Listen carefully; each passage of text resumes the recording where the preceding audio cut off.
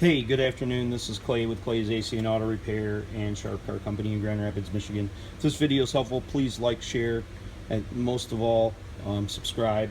What we're going to talk about today is continuity and how it relates to fixing a problem. And I'm going to show you how to use the continuity setting.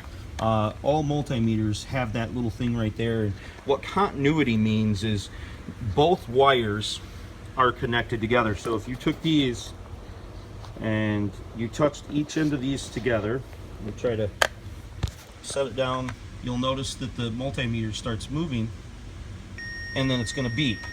That means that the wire that you think is broken is connected together, and no matter how long the wire is, it could be 4 feet long, it could be 6 inches long like this wire. This is a complete wire.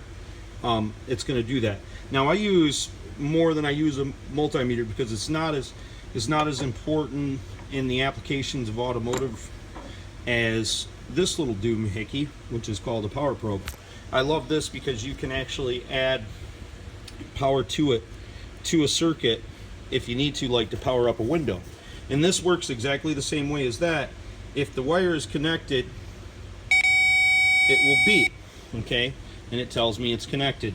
If I just touch these two together without that on there, if I did the same thing, it would still make the same noise. Now, you might be asking, why is this important? What good is this going to do me? Because when you're looking underneath the car and you've got something that is uber long and you're like, you got a broken wire because you did some other tests we're not going to get into today, but there's a broken wire and you need to know how to find it. Well, continuity will tell you if that wire is actually broken. So say you're testing it and you think that there's a reference point for voltage or amperage or whatever, you want to check that wire for continuity most of all, because if it has continuity, then that means that the wire is connected together. If it does not, then the wire is broken. And more often than not, cars, computers really don't go bad and stuff like that. The wires break on them because of something that happened. It rubs up against something. So if you think about this wiring loom and you're like, oh my God, there's all these wires, somebody else had taken this apart and I didn't have any signal to coil number 6. But it wasn't coil number 6 that was bad. They replaced the coil, they replaced all the spark plugs, they did all this work to dismantle the top of the engine, and none of that was the problem. Of course, you know, us as mechanics, we would have done that first. If they hadn't worked on the car already, I would have done the exact same thing because it's the simplest, cheapest thing. You know, probably got a bad coil. But I found out that this doesn't have a bad coil. It actually just has a bad signal to the coil.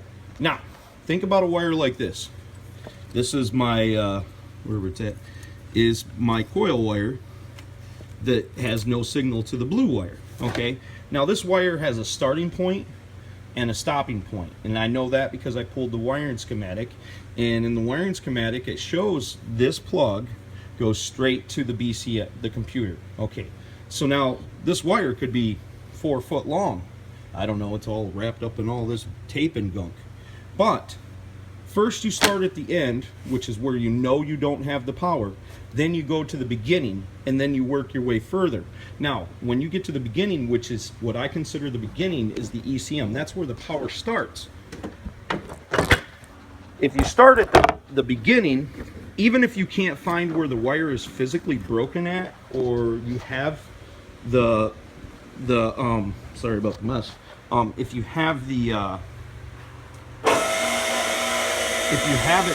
off of there and you want to repair it, it's as simple as finding where it plugs in at and just replacing the whole wire. If you replace the whole wire, then it doesn't really matter where it was broken at. It was just broken anyway. So when I get this up in the air, I'm going to grab my flashlight, hopefully it's over here, and I'm going to stick the camera up there and show you what I found, because I already found the problem with this particular car. This particular car's problem was, and I hope you can see this, I don't have any light over here, not as much as I'd like to anyways. This particular problem was corrosion. Somebody had probed these wires a while before, not that it's relevant to this story, but somebody had probed the wires and didn't tape them back up or try to seal them up from the elements, and because this was underneath here. If you think about what I've said, hopefully this helps you figure out something in the future, a problem that you might have.